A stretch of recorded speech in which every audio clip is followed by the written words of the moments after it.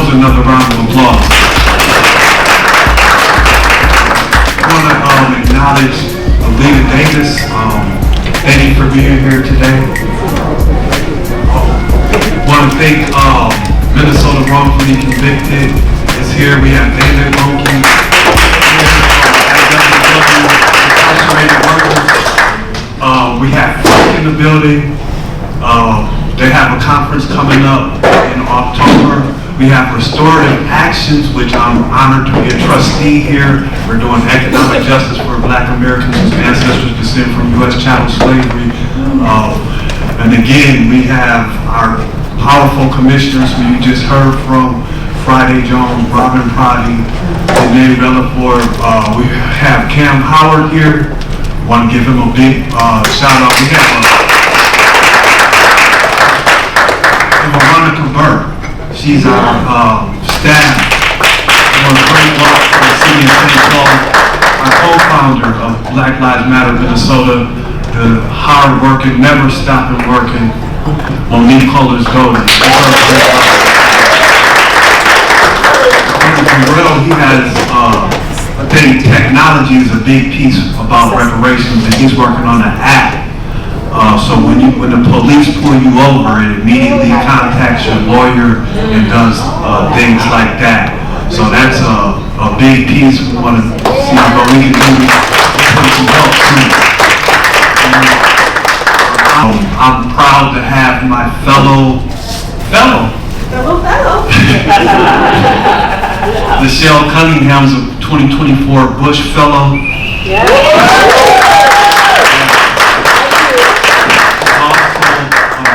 Chef. And so when we went to our Bush retreat, we didn't know who the other fellows were. And then when we got there, you start seeing the names. We were like, wow, Michelle's here, Ron's here. There's actually black people that also other black people that want to share.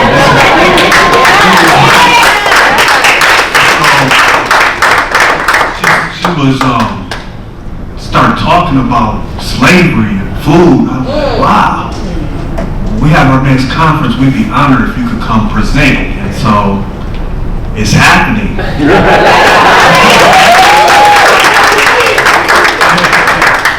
gonna hand this over to Lachelle Cunningham, and she's gonna give us a powerful presentation. Please give her a big round of applause. I don't know if I can hold this mic and do everything, so. I think I'm loud enough. Can y'all hear me? Yeah. I'm loud. We're recording. Could you use a mic for the recording? Oh. I'll hold it. You use a little thing. That's gonna be really difficult. I didn't know we had to hold a mic. We kind of both need both of our hands, though. Ken, you want a third person? Do you have a wireless one? Can I hold it for you? You can. I'm just going to be moving around, but I don't know if you're going to be able to keep up. Okay. All right. Pull that board around the front. So this is Kojo, by the way. He is definitely here helping, volunteering. So definitely thank you to him. I did have, our presentation is up there. So, I don't know how I'm going to change the slides. Can I just tell you when to change it? Okay, awesome. All right, so you can go ahead and change it to the next one. Oh, you just scroll up. It's a PDF. So you don't even need to do, just scroll right up. So just talking a little bit about myself on that first one. As Trahern said, I'm a chef in the Twin Cities. I've been chefing for, I've been cooking my whole life, chefing for over 15 years professionally. Started out as a caterer and then ended up completing culinary school right around the same time. Ended up becoming an executive chef, like right out of culinary school, pretty unprecedented. Helped Breaking Bread Cafe open up in North Minneapolis, if you've heard about that, right? Right on Broadway and everything. And then after doing that for about 3 years, I ended up going into teaching. And so I was already teaching cooking workshops and things like that, but I ended up becoming a culinary instructor at St. Paul College.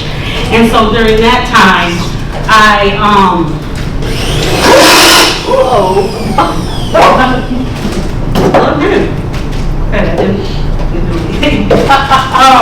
plug in and on.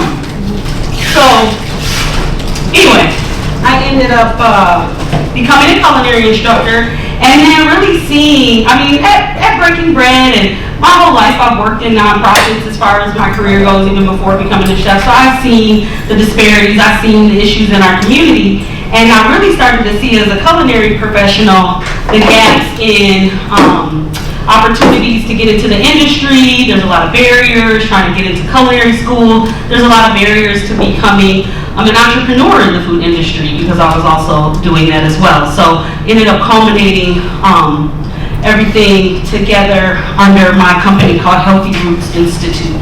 And so through Healthy Roots, we do cooking workshops, we do culinary training, and we do food business training. And so we do coaching, teaching, training classes. What we're doing today is what I like to call ancestral food waves, right? We're going to do some waves of cooking. You guys are going to sample some of the stuff that I'm doing, that I'm going to be making. Actually, hopefully you eat all this stuff, because I don't really want to take any food. Okay? So what I like to do is really teach about how we can really know where our food is coming from and understand the history of our food, and then really understand like that food is medicine. That this is where we get our medicine from. That is not necessarily like, yes, modern medicine has a lot of great benefits, diagnosis, right? Being able to use all the fancy machinery and all of that type of stuff. When it comes to our day-to-day wellness, right, and all of these diseases that are leading causes, especially in the Black community, a lot of that has to do with what we're putting in our bodies. And it's our food, it's our information, it's our air, it's our water, it's all of that stuff, right? And so, for me, as part of my Bush Fellowship, I'm on a healing journey. Like me personally. Let me tell you what I'm doing. So I got some black eyed peas, and we'll talk a little bit about black eyed peas. And I'm gonna make a black eyed pea salad first, and then I'm gonna go in and I'm gonna roll out a couple other recipes. And so you guys are just gonna watch. If you wanna chime in, if you have questions. Nice. Awesome. Can y'all hear me? Oh wait, can you hear me? No. Mic check. Mic check. Say something. Start running, won't be. Okay, there we go. All right, thank you. All right, so now you can. He's coming down. Let me figure out where I was at. Are you Oh, what I'm gonna do. So I'm gonna make a black eyed pea salad, and everything that I'm gonna make today. So I'm gonna get into talking about this whole what I named this course that I teach called Beyond Soul Food, right? Because I love soul food. It's the food that I grew up on. It's the food of my family. It's the food of my ancestors. But there's a lot of history that got lost. And so the soul food that we eat today isn't necessarily all representing like the roots of where soul food came from.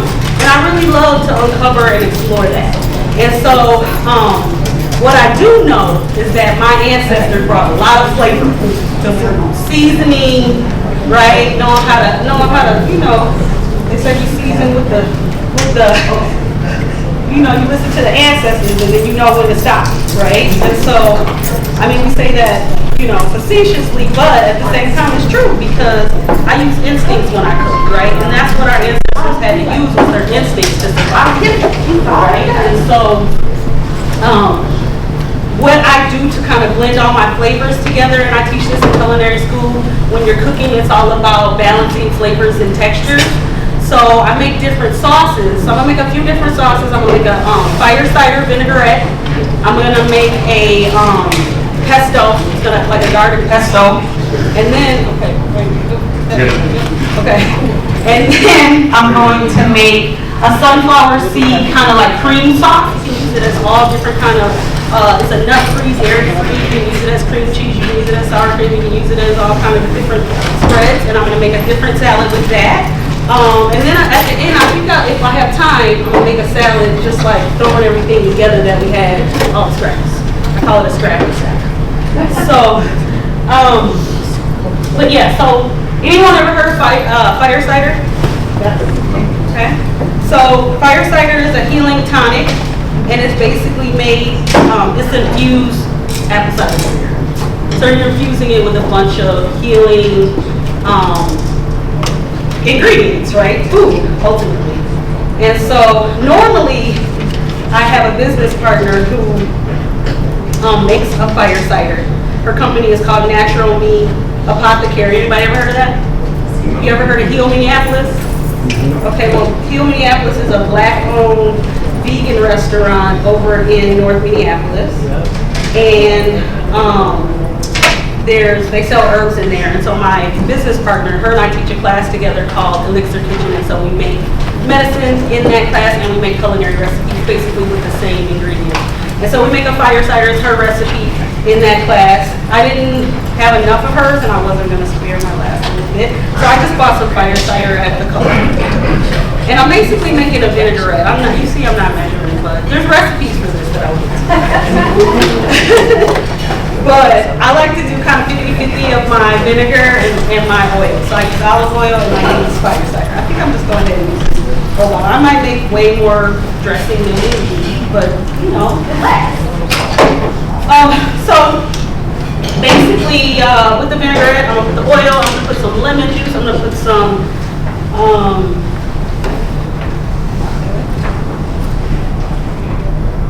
I think it's in the next sheet on the box.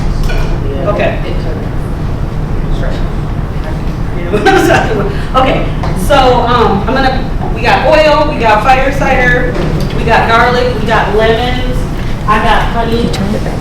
Now, I also do my own infused vinegar that I make. I have an elderberry tree in my backyard, and I harvest it every year, and I make elderberry vinegar. So, who wants me to put some? Okay. We're gonna put a little bit. I haven't even cracked this one. It was made in, looks like September 9th of last year. And I'm not Anyway, elderberries, if you're not familiar with elderberries, super good for your immune system. And so the berries become ready around October, like late summer, early fall. Oh, put a little bit in there. It's already very vinegary. Just you can smell it. No. But and so I just harvest those, and I make a few different things. I make some infused liquors, and some infused vinegar. You can do honeys and different things like that. Yeah, so I got my vinegar, my oil. I got some honey.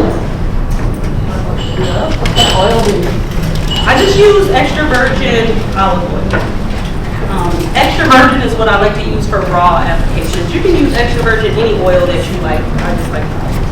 And then I'm going to do a couple cloves of garlic. Usually it's one, but you know, do a little extra.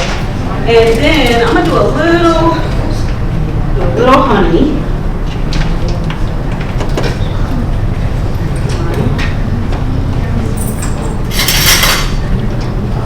So we got honey, we got vinegar, we got oil, we got garlic. Now I'm going to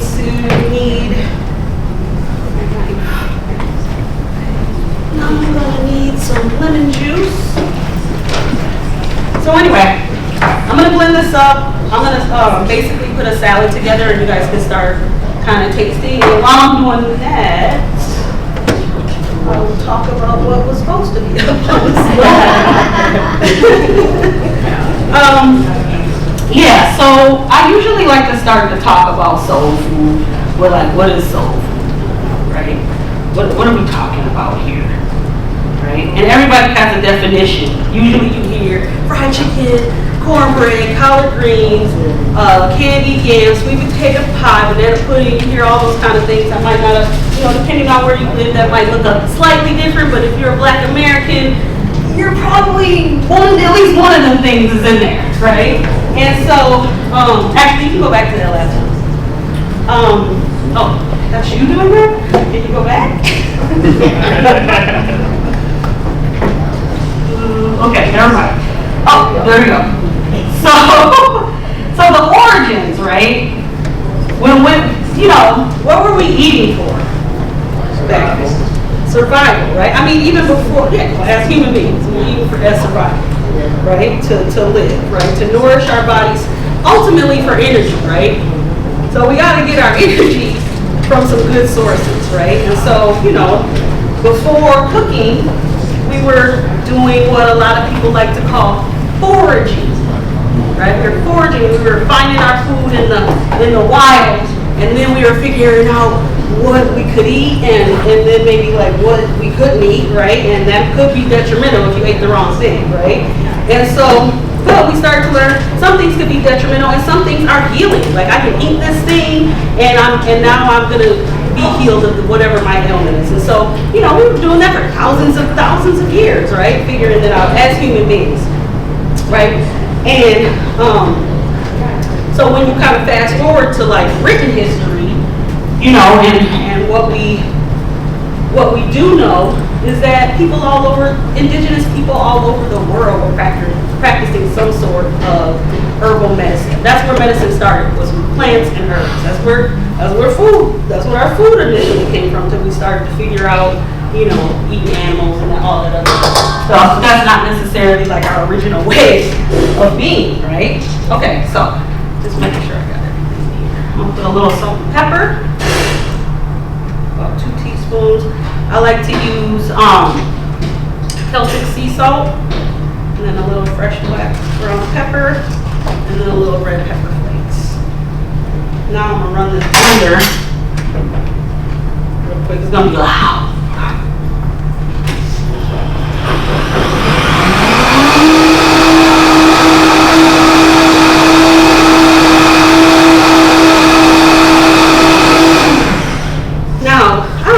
Some herbs in here if I wanted to. I could flex and do all kind of stuff, but I'm gonna keep it simple today because we got, some stuff.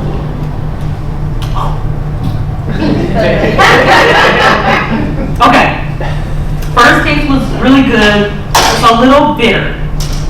So I think I'm gonna add a little bit more honey. So that's what I'm gonna do, is I'm gonna balance out the flavors. So I'm gonna taste it and be like, oh, what does it need? So I think it needs a little bit more honey. I put that fire cider in it. So I think it's gonna be good. A little bit more honey, maybe a little bit more salt. Okay. And I don't really taste the pepper, so I'm gonna put a little bit more red pepper. I'm gonna run it one more time.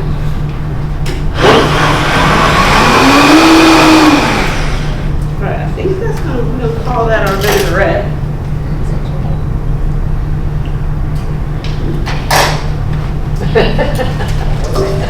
I can keep messing around with it, but it's gonna do what we need to do today. Alright, so we got these indigenous people all over the world, indigenous African people, indigenous people of this land.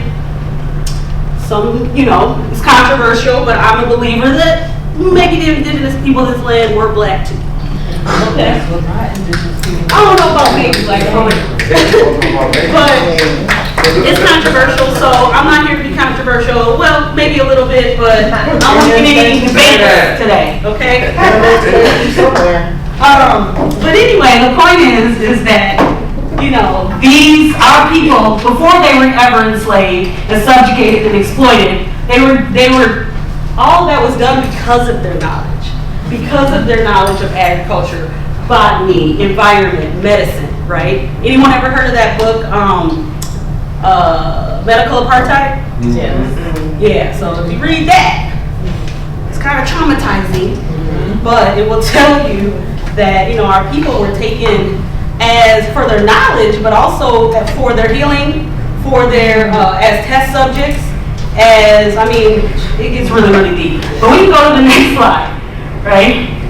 And so, once enslavement happened, our enslaved ancestors, they were rationed certain things. They were given throwaway, what we would call throwaway food. Now we think of these foods, some of these foods as like delicacies, but they were thought of a lot of times as throwaway food. And when you think about like our country, or let me go over here and I got chopped up like every vegetable that you can think of over here for us. So in this, I'm gonna put some red onions, some tomatoes. I'm gonna put some wild rice that I have pre-cooked. And it's local wild rice, and it really is wild.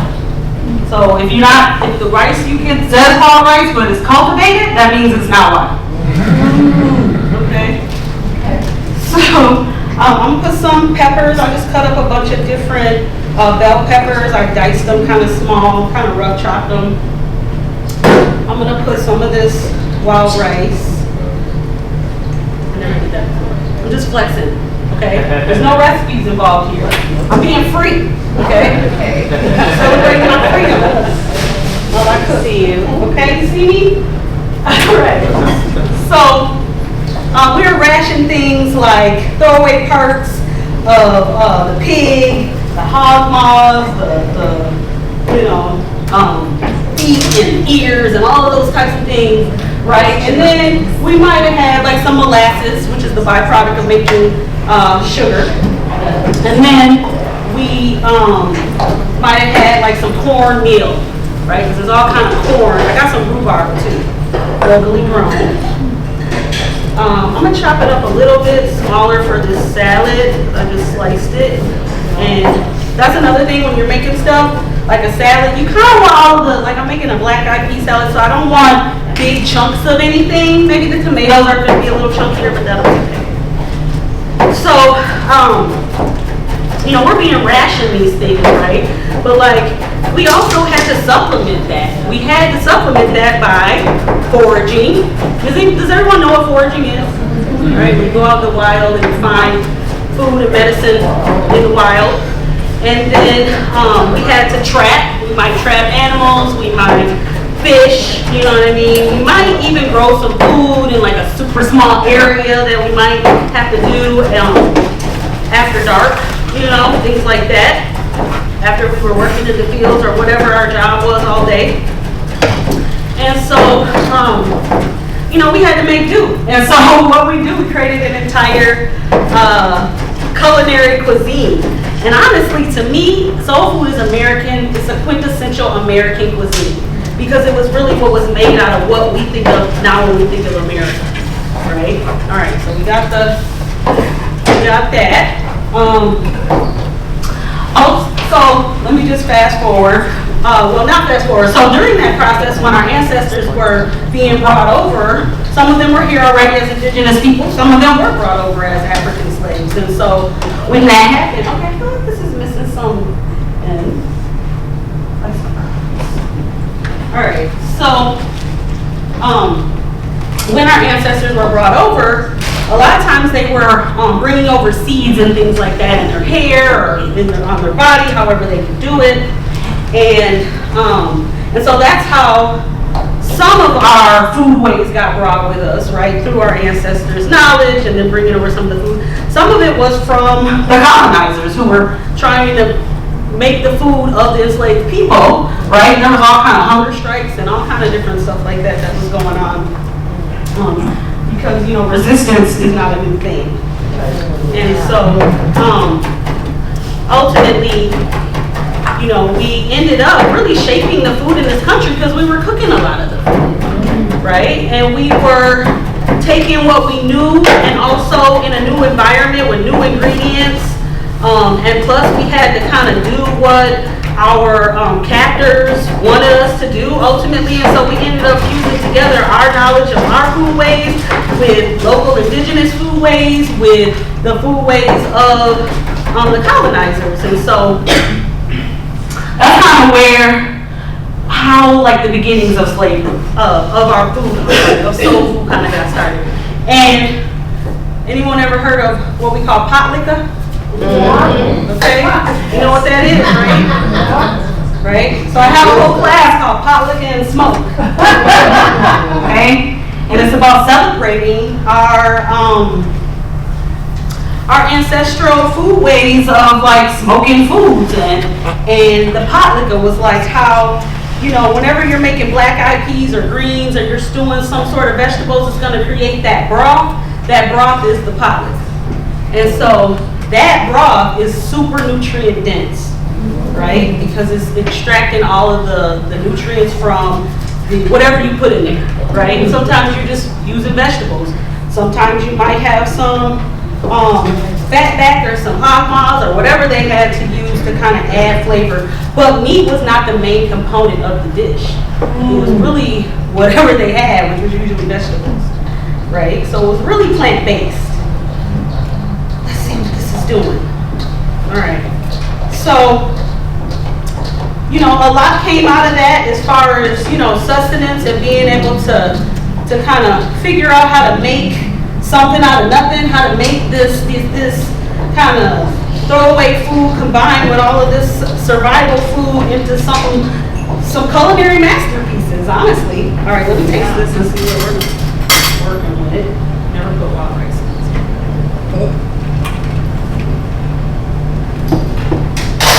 It needs more. It's more dressing.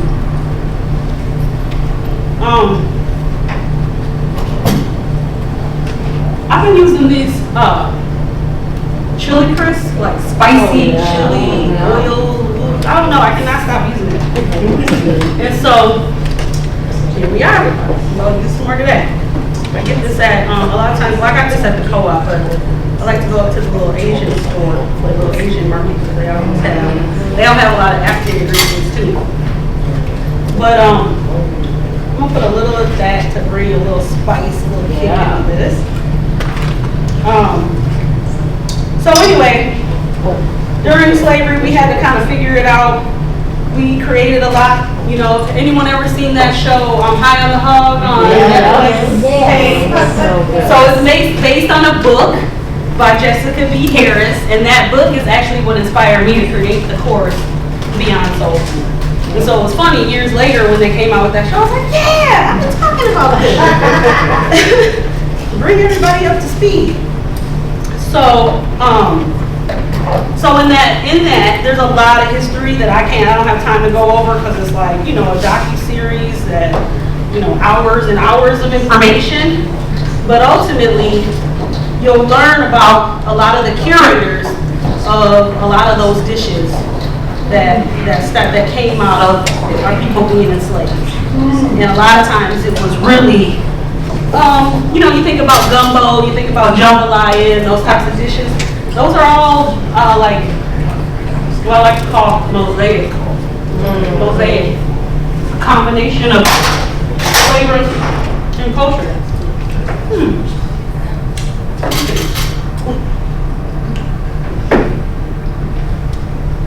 I like it. Yep. I'm gonna move on, but I'm gonna put this up here for y'all. Oh, that's nice.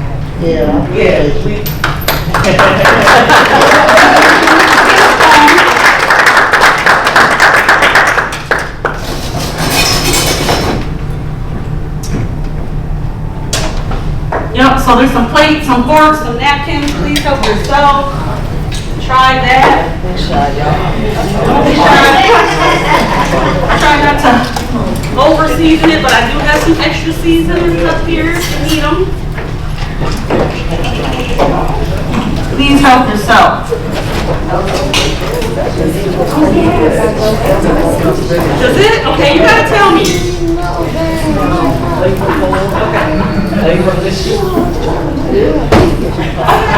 Yep. Okay, so she's gonna go ahead. Everybody can, well, maybe these couple people, but the rest of you, if you wanna just sit down. I'm sorry. Monique is gonna go ahead and serve y'all the salad. All right. Next thing's next.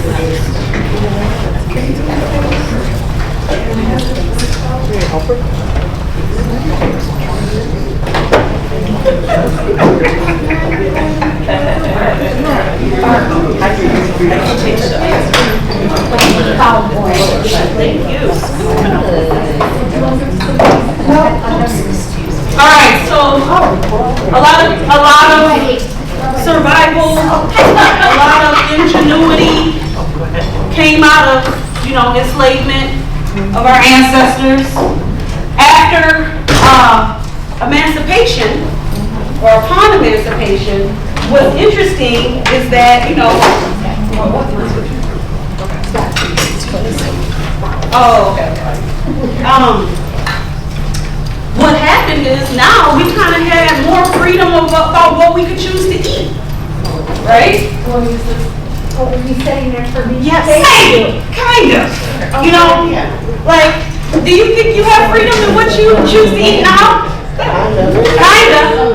You know where you have the most freedom in choosing what you eat? Is if you grow your own food. That's how you have freedom to choose. Otherwise, somebody else is still going to choose for you what's in that grocery store, where they got it from, and then you get to go to that grocery store and choose, right? But your choice is limited by what somebody else's choice, right? And so, you know, when you think about what our food was so many years ago, like what we've done as human beings to food is amazing. It's pretty amazing. Like amazing in a whoa, that's amazing, like in a good way, and then like, whoa, that's like amazing, like in a bad way. You know what I mean? Like, we started genetically modifying, we started, and you know, like certain things like, you know, agriculture or grafting or hybridizing. Maybe, you know, when you put two different types of plants together to make a new plant, or, you know, certain things we were doing, you know, trying to play with natural selection and all of that type of stuff, you know, that can be beneficial to a certain point. Like we were trying to figure out how to make our food more shelf stable so it can last longer, get a better yield, all of that stuff. So a lot of that stuff, you know, can serve a greater purpose and good. But sometimes we start creeping over into this weird science type of thing, right? And then some of that isn't maybe as good for us. Or maybe sometimes the nutrients that we had when the food was organic and what it originally was might not be the same anymore, right? How do we really know? You know, what we do know is that right after emancipation, they created what's called the United States Department of Agriculture, right? And the what's the other one? The Food and Drug Administration, right? And so they started being real regulators out here, okay? What, you know, and some of that, you know, like food safety, like that's good. We like that. Nobody wants to kill anybody, right? Well, you know, hopefully, with their cooking, right? But at the same time, a lot of that also was creating regulations to keep us out. They're creating land use, right? Regulations where we couldn't buy land, or we lost a lot of our land, right? Somebody was just talking about that. That happened in my family, where we lost a lot of inherited, you know, our inheritance. And so they started making stuff like foraging illegal. You know what I mean? Before, you could forage anywhere. And so, you know, after a farmer had harvested their crop, it was called gleaning, right? You used to go glean on people's farmland, and this was like legal, right? Because, you know, who wants to, you know, like, let's deal with hunger out here.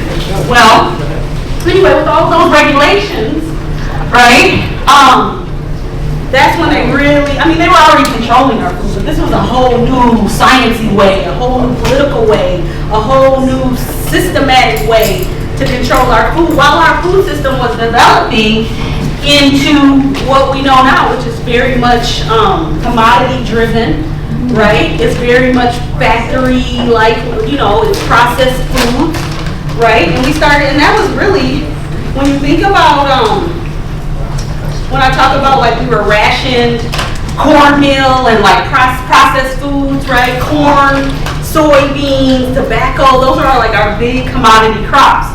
Okay, I'm making a pesto, y'all. It's garden pesto. Whatever herbs in your garden, you can put them in there. I just put a bunch of different herbs. I put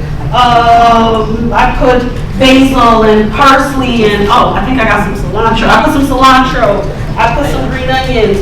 Whatever. You can do one herb, okay? A lot of times it's basil, but you can do whatever herb. I like garden pesto. And then a lot of times they tell you to put the pine nuts, because that's the way that originally they make it in like Italy. However, I choose what I got, and here I like sunflower seeds or pumpkin seeds.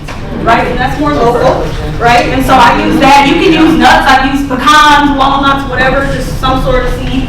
And then they also use Parmesan.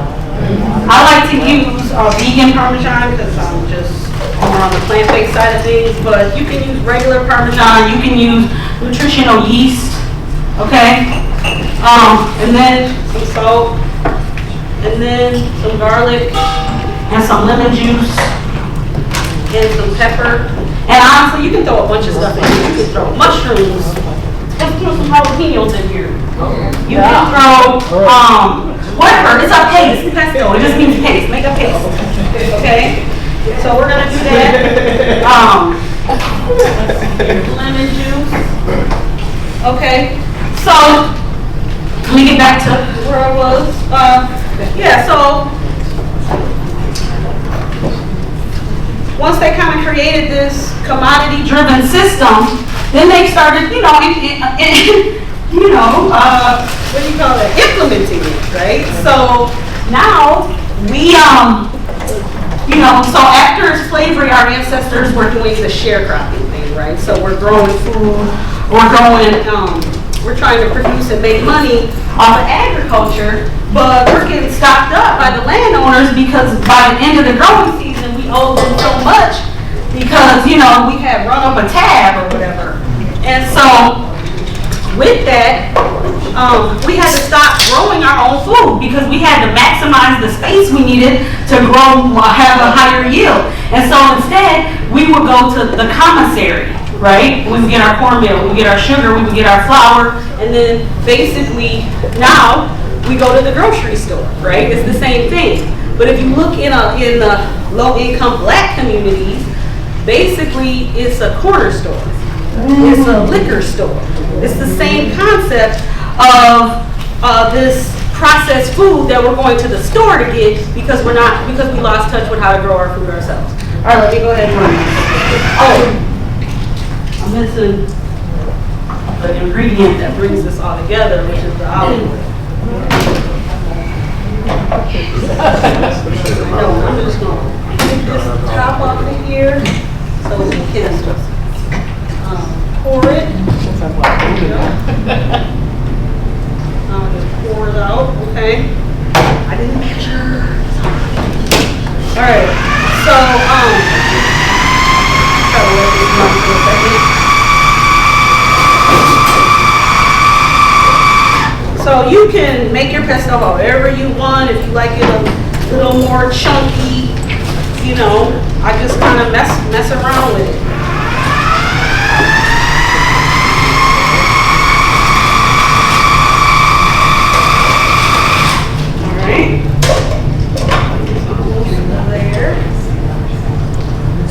Alright, I'm going to taste it though, just to make sure.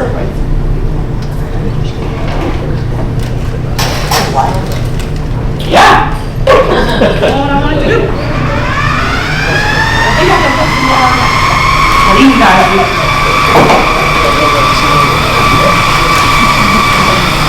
That's way fun.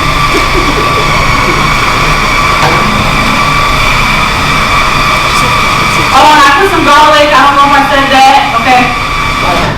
Just garlic everywhere. Garlic is like kind of a natural antibiotic. I don't know if your parents, anyone ever take the garlic capsules and all of that. Yeah, that's because it's a natural. When you're sick and it helps boost up your immune system. It's all debatable, but I love garlic. It's delicious. All right, so. I got my pesto, and I'm going to show you my next act while I talk. So we can go to the next slide. I think I kind of covered. Actually, I'm sorry. No, can you go back? Go back. No, go forward. That one. Right? So we talked about this. Our diets changed ultimately, right? After slavery was ended. We kind of got to choose what we eat. And we still had a regular diet of seasonal vegetables, a little bit of meat, cornbread, right? And then we started bringing in like the celebration food, fried chicken and fried fish fries and cakes and sweet potato pies and sorrel drinks, or y'all would say it's Kool-Aid, but that's really a hibiscus drink is where that came from. And if you figure out where hibiscus came from, that's a whole other story. I'm trying to go fast. And watermelon, right? And that's a whole other story as well, right? Watermelon was like one of our original, after slavery, it was like one of the first ways that we were able to make money was selling watermelons. And so ultimately, right, the sharecropping ended up with what I already talked about, right? Commodity-driven food system, processed foods, and we lost a lot of our sovereignty as an all-American of growing our own food, right? Farming is like diminishing, like family farming, right? It's a lot of factory farming and laboratory situations, right? Okay, so we can go to the next slide now. So then, after a while, right, black folks started migrating, fleeing the South, right? And so in that, we brought our food ways wherever we went, right? And our culture, and it's very, mimicked everywhere, right? Seems like sometimes, other people make more money off of our culture in a lot of cases.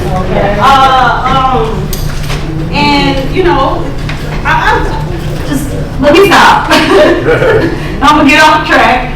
But we faced that a lot, right? Now I'm talking about white supremacy, that was already happening, right? Systemic racism, segregation, disparities. But also, right, we had the civil rights movement. This is where we started talking about soul food, the soul movement, right? And I also always talk about soul food. Really, I think any culture can have soul food. It's when I believe soul food comes out of the most destitute situation when you got to make something out of nothing, right? And that happens.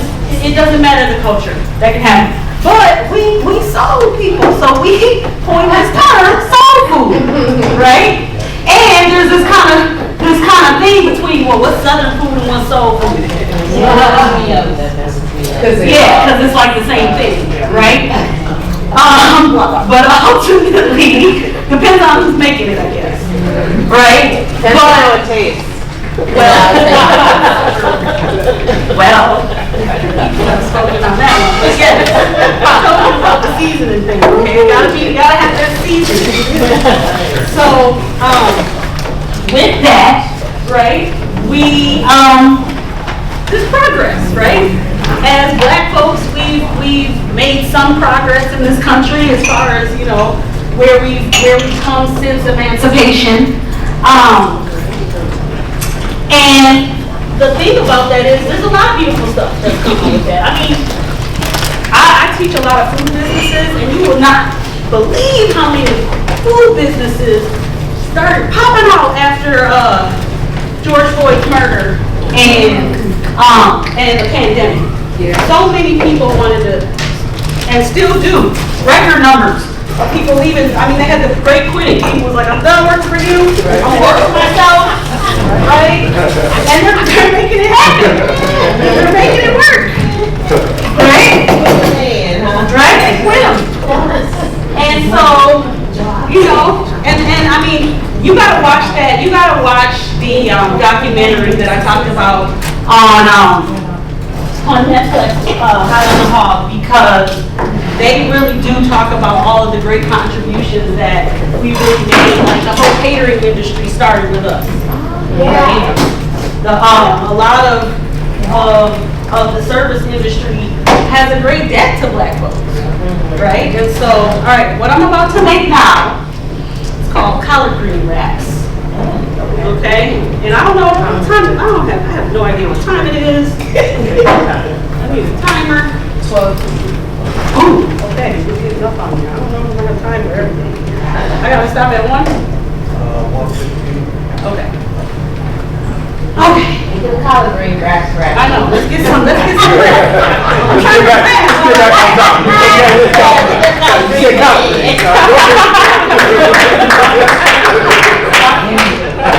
Like maybe move. I think we need to move this stuff over here. So I need to grab it. Yeah. So in these collard green wraps, Yes, I do use raw collard green leaves, okay, as a wrap. You know what I found that I like a little bit more? Broccoli leaves. And why don't they sell those like collard greens? They're actually more nutritional and they're delicious. And yes, they're delicious. They just throw them away? They don't keep them on the, see, that's what I'm saying. Somebody else is controlling the situation. Like, you know, broccoli leaves, they grow just as big as collard greens. Oh, wow. And they really take, their wraps are, I can't explain, they're really good. And broccoli, cruciferous vegetables are really good for your gut health. Alright, so I got wild rice, I got tomatoes, I got peppers, I got jalapenos, I got avocados, I got cucumbers, I got carrots, I got radishes, I got rhubarb.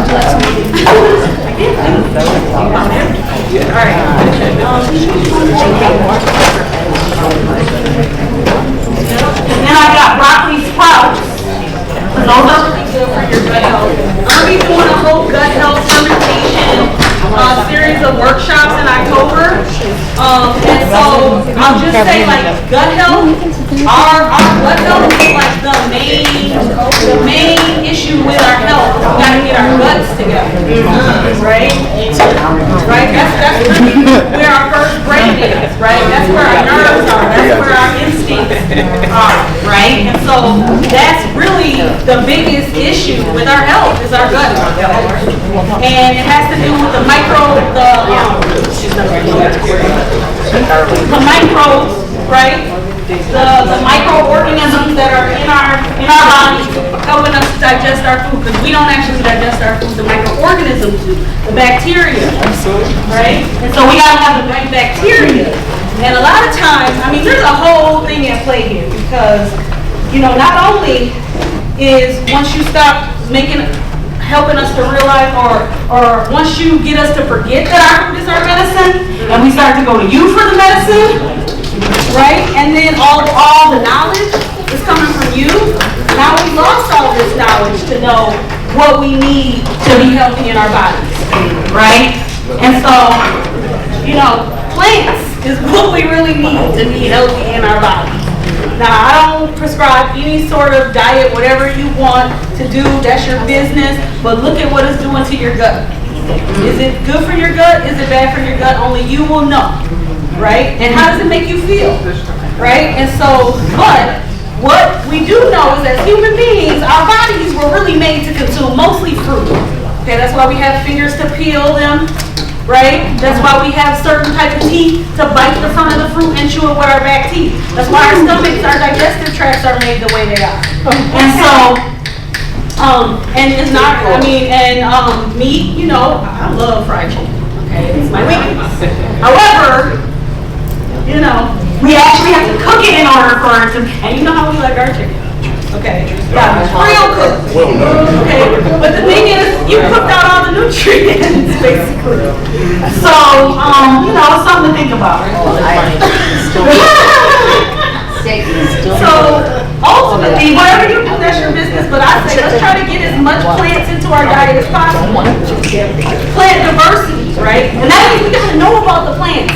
We gotta know what plants are good for us and what aren't. We gotta know that some of these plants are the same plant.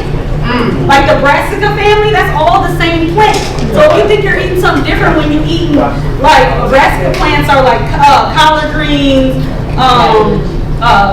cabbage, cauliflower, like Brussels sprouts, cruciferous vegetables, they all come from the same kind of plant family. So you're not getting a ton of diversity if you're eating, I mean, eat all of that stuff, it's good for you. But like eat other stuff too. Go to the farmer's market, look at what they got, try something you've never seen before, and mess around with it. Oops, I messed up.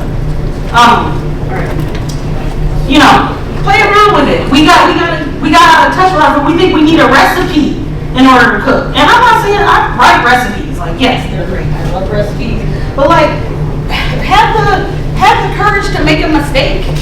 You know what I'm saying? Sometimes I still kind of, I don't know if I make mistakes, but I mean, when I'm cooking, I feel like they're discoveries, right? I feel like it's I messed that up, well now it's gonna be this. Unless I burnt it to a crisp, which, I mean, I'm a chef and it might happen here and there. Not really, but I'm not above burning something, you know what I'm saying? And so, we gotta just have the courage to think about, oh, there's a different way. I don't always have to have carrots this one way because that's how my grandma made them. You know what I mean? A lot of us have that issue where we won't even go. I dealt with this a lot when in a restaurant. I was like, oh, my grandma don't make it like that. So I was like, okay, well, I don't know what to do about that, but you can try this new way, right? And so I'm gonna share some recipes later. Where we talk about that. Hopefully you read my slide because we're going to move to the next one so I can keep it moving on. These are some of the different influencers of soul food and kind of where some of the ingredients came from, right? And that's not all the ingredients by far, but these are kind of the main ones you might have heard. What came from Africa, what came from indigenous influences, right? And what came from the Europeans, the French and the Spanish and all of those guys. Yep.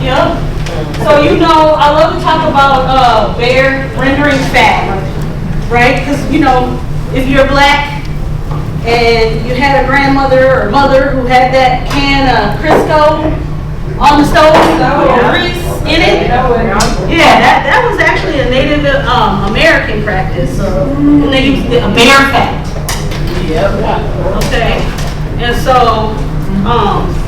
And again, we talk more about the Native American situation later, but yeah, so we keep going. Those are a lot of the different influences, and ultimately, right, there's a whole rich tapestry of food and flavors that we kind of lock ourselves out of because we're like, oh, it only has to be like my grandmother made it, and if it's not, then I'm going to get my fried chicken up at Popeyes. You know what I mean? Like it's The pay your grandma and your man. right. So, let's think differently about food. Let's not put it in boxes and say, oh, it's only this way. And so that's why I like to do different things with what we call African, ancestral, or indigenous ingredients like black-eyed peas. Now, collard greens aren't necessarily African, but the stewing of the greens, like that cooking practice is, right? Or sweet potatoes, which was reminiscent of the yams, or like so a lot of times if you follow me or you know what I do, I like to do a lot of renditions of these ingredients. So I take collard greens and I make it wraps instead of regular stewed collard greens, or I'm gonna make a salad if I have time. I'll thinly slice the collard greens and I'll massage them with the sunflower seed crema, and I'll make a salad with that. I might make black-eyed peas. I've done a lot of things with black-eyed peas: pancakes, cookies, banana puddings, all kind of stuff. So, yeah, there's a little PBS special. You can find me making some black-eyed pea banana pudding. It's really, I made vanilla wafers with black-eyed peas, and then I made a banana pudding. So I didn't just throw like whole black-eyed peas. That's not what I did. So that's what I just love to do, is really celebrate these ingredients. And so lately, I've evolved a lot as a chef. When I started out, I was like, I do everything. I make all the cultural foods because as a black woman, I'm still trying to discover a lot of that history was stolen. I'm still trying to understand my true roots, right? And what my real true ancestors really did when they cooked. And so I really got into multicultural, okay, well I know I got some Asian in me, I got this, so I'm gonna just learn every culture's food, right? And so I started getting into that. But as I evolved, I really started, celebrating my blackness in my food and my indigenous roots in my food, and ultimately led me down the path of really healing and food as medicine. And so that's how I've evolved as a chef, and I'm still evolving as a chef. So I don't know, I wish I had an overhead camera for y'all, but I basically just spread the pesto in there, and then I put a little bit of all my little vegetables. I love to shave my cucumber the long way so it makes these long strips.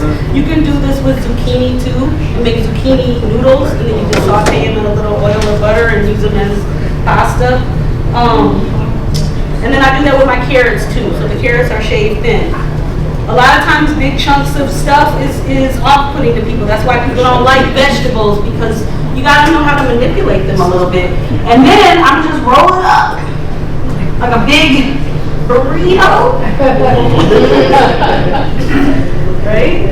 And normally I got these little picks somewhere. And so I make these for like catering.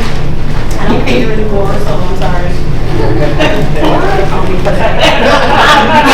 I teach cooking classes. Okay, that's what I do now.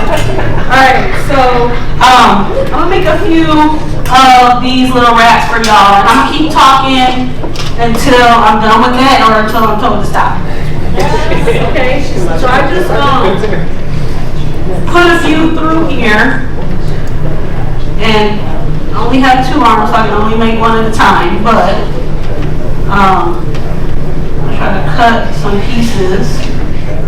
And so then you got a cute little wrap.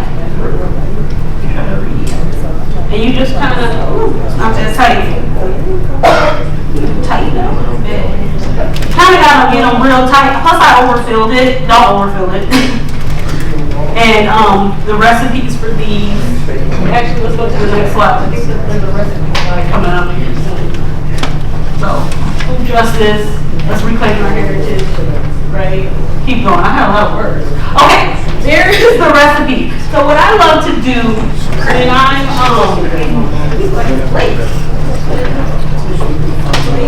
maybe the little plates. Alright. Oh, you know what?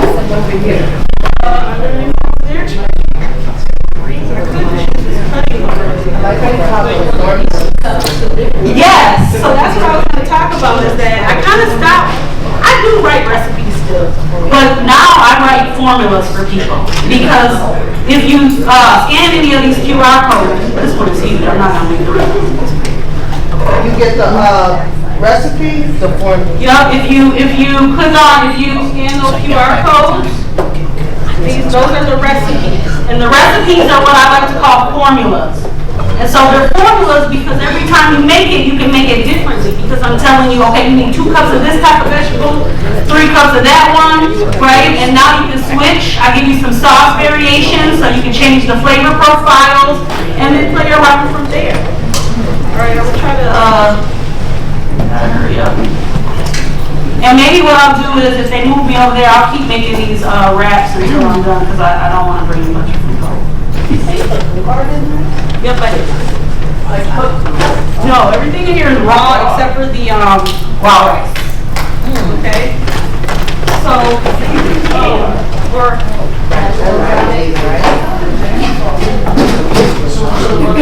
no, it'll just be. Can we ask questions? Yes, please.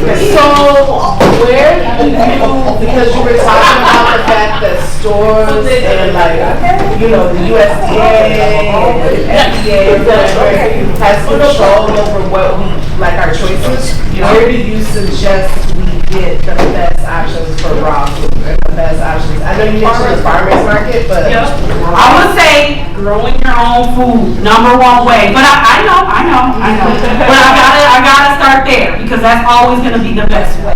But of course, we can't all do that, right? So I would say the farmer's market is gonna be your best option, because you're gonna get a lot of locally grown food, you're gonna get a lot of different options, and you're gonna find a lot of different stuff in season, right? And that's the biggest thing, is cooking in season. What is in season, you're gonna get more better, you're gonna get a better price for what's in season than if you're buying things out of season, right? Now, I mean, we live in Minnesota, so that's not, it's kind of hard, but do the best that you can, right? So it's root vegetables in the fall and the winter time, and it's herbs in the summertime, and it's all of the stuff, in the springtime, and it's all of the stuff in the summertime, right? So during the season, I co-op shopper.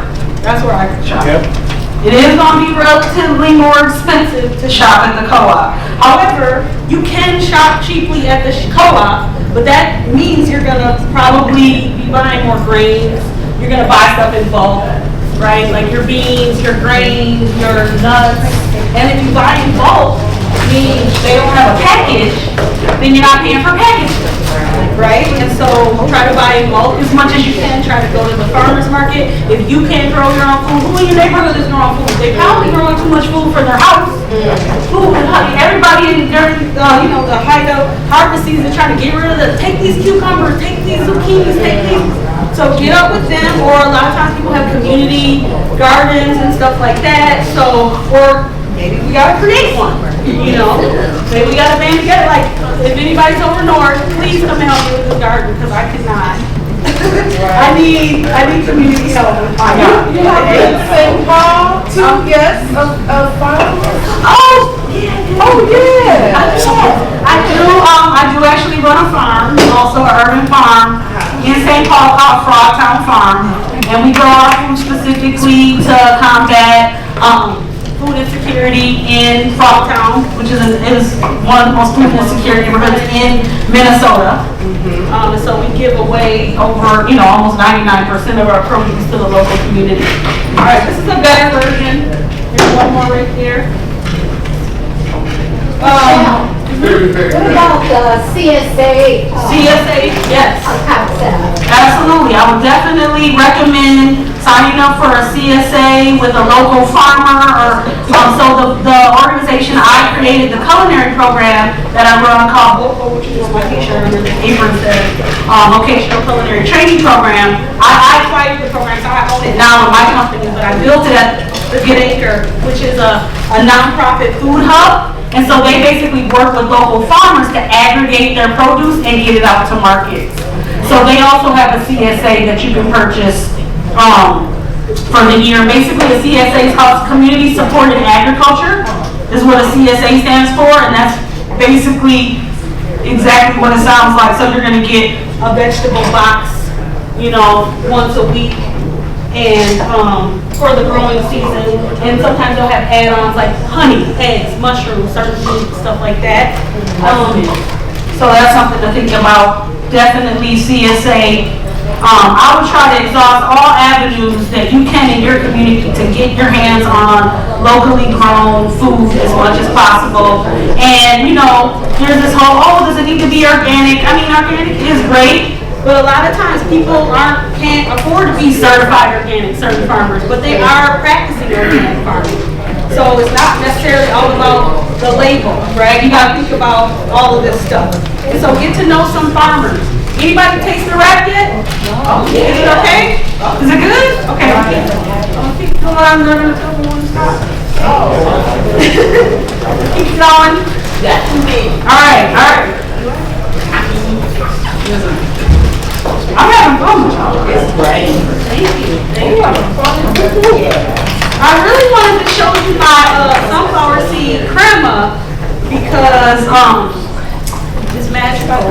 Okay, and it's delicious. And you see like, what? This is sunflower seed? Because I'm gonna try. I bought it. You want it in the bag? I got it right on my blender. But I didn't even bust out the radish right. I also shaved the radishes. Okay, any other questions? Because I think I want to shift to talk just briefly about some stuff I got coming up. Okay, thank you. Please follow me on Instagram, LinkedIn, Facebook, and all that. And I think I will have a link, 5 minutes? Okay. I will have a link that I'll bring up in a coming slide. Did everybody get a chance to look at these recipes? Okay, so you can also get them for me later. Can you push to the next slide?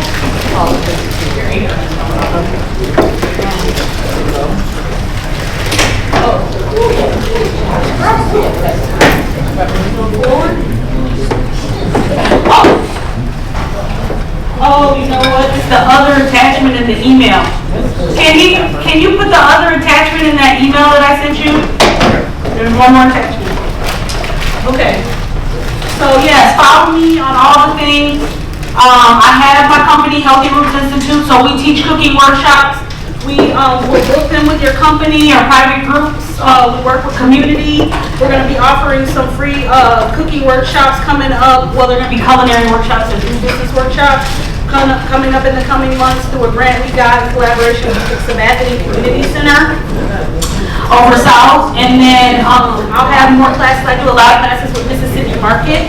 So if you follow me, we do that. We do those. I'm going to be running some virtual classes also coming up later this year when I can get time. Okay. That's really what I want to be doing mostly. And you guys, okay, yeah, there's QR codes there. So those are the QR codes to my website, Lachelle Cunningham, or my link tree. So my link tree is going to have like all of my links to the most upcoming things, and then my website, Healthy Roots Institute, if you're ever interested in booking a workshop with me or learning more about what we do at Healthy Roots Institute, that's where you'll go for that. And then at the farm, we have some different community engagement events coming up. So I think on the 24th, we're doing what's called Flavors of Frogtown. We're going to be doing some, I think, pickling type of workshops. And then in September, we're doing a harvest festival, and we'll be doing food preservation techniques. And that's when I'm getting into the fermentation. So, and learning about gut health. Okay, I know a little bit, but so part of my Bush Fellowship is about my healing journey. And so my first phase of my healing journey is about research. And so I'm going to be doing some DNA testing, I'm going to be doing some gut testing, I'm going to be testing all of the things that make up Lachelle. And so in that, I'm working with a professor at the U, Professor Andres Gomez, who studies the microbiome and gut health. And so we're going to be doing some workshops with community, and we're really trying to bring in different, all the diverse cultural recipes that our ancestors were using for fermentation. Because fermented food is really good for our gut health. It's the good bacteria, the probiotics that we're getting. That's why I bought this kimchi. I didn't make it, but I brought the kimchi because it's good for your gut health, and you need to kind of understand what that is. So please follow me, come on my journey. We're going to be doing a 3-part series to start out with in October, and then kind of going from there. But yeah, it's definitely, I signed up on this healing journey, which I've been on, but now I'm like, going to be in front of other people sharing my journey. And, it's going to take a lot of courage, I think. And who knows, unknown things that I might find. These are kind of falling apart a little bit. I'm trying to go quick and not eat. Another question? Yes. Some years ago, I went and spent a whole month with a good girlfriend of mine who's Nigerian. And had the opportunity to really, visit like the village and village farming methods and all of this kind of stuff. And just, had a whole variety of different foods.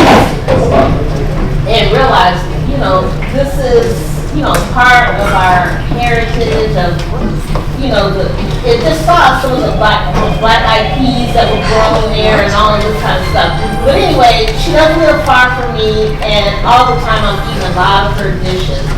So my question to you is, as you've been going on this journey, have you tapped into that source as well, learning a lot of the, West African culinary, dishes and making that connection of, what is it that we did kind of, what's the word, what is it that really got transferred over? The ancestral.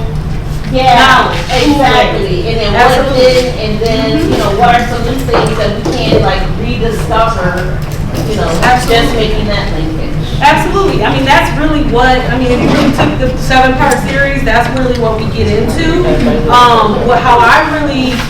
How it really kind of came to a point for me was several years ago, I don't know, maybe 2017, 2018, a Senegalese chef, his name is Pierre Chiam. He's very internationally known in New York, restaurants, all of that. And I'm gonna, actually, we can start moving this, because I'm gonna go in the back and I'm gonna keep making this stuff so you guys can keep eating it. Yes, and so he came, so at the Minnesota Institute of Arts had this exhibit on the antebellum South, and they were connecting things that came from Africa. And so they had an event where it was, he did a talk. He has a cookbook called Lele, and it's about the ancestral African dishes. And so they called me to cook his recipes, because he was talking, he wouldn't come here to cook, he was coming here to get paid to talk. And so I cooked his food out of his recipes, and that's what led me down this path with the black eyed peas, because that's how I learned that I could grind them down into a powder, into a flour, was through, I was making akara, which is a black eyed pea dumpling. Yeah, exactly. And so it was from that experience with him, I was already kind of into it, but that was really when it was like, brought it home. His, he has a dish called supi kanja, I'm probably saying that wrong, but it's the ancestral dish to gumbo. And so it's okra, it's got, it had all kinds of stuff. I couldn't even source here, but I went to the Asian store and did what in the African market and did what I could.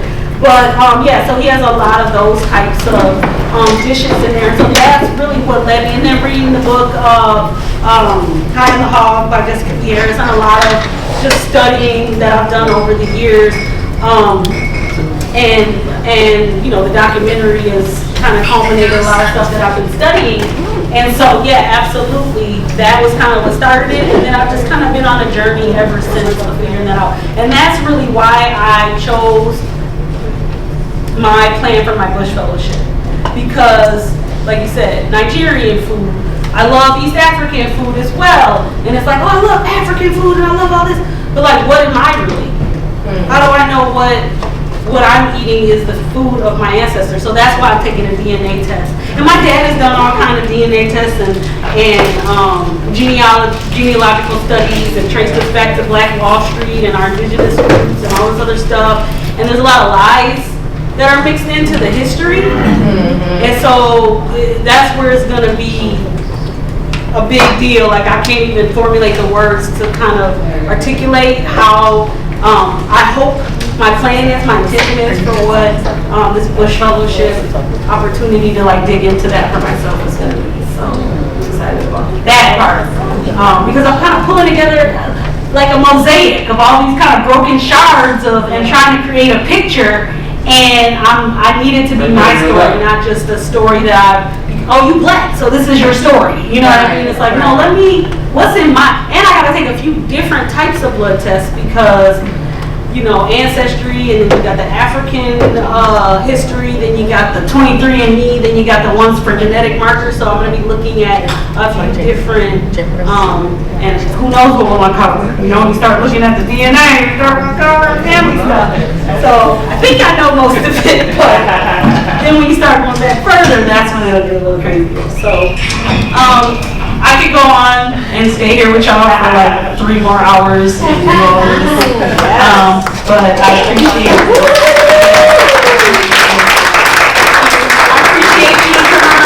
For inviting me. I can feel the spirit. I got the goosebumps coming on this side of my face. So yeah, follow me. Keep up with what I got going on. I got some cool stuff under the works. And I'm planning to culminate this all into some sort of art, right? Documented art. I want to say a documentary, I don't want to say a book. Who knows, it can be all of that. So, thank you.